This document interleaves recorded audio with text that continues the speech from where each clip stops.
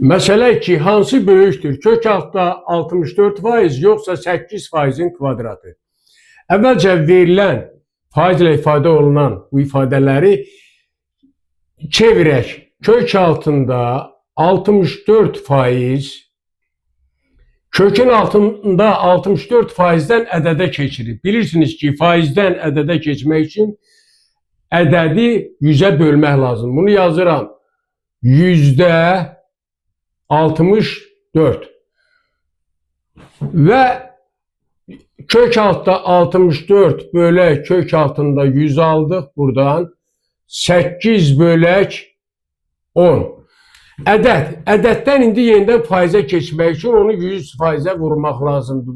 Vururuq 100%-ə, alınır 80%. 80%. Və çevirir ikinci 8%-in kvadratını çevirək.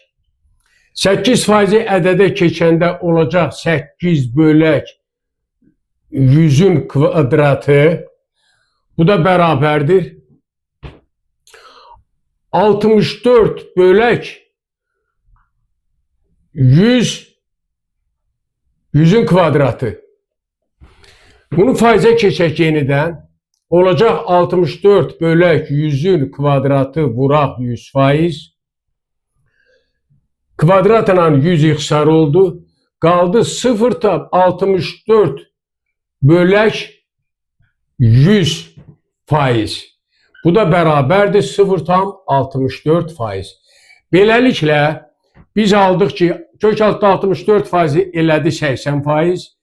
80% aldıq ki, böyükdür 0,64%-dən.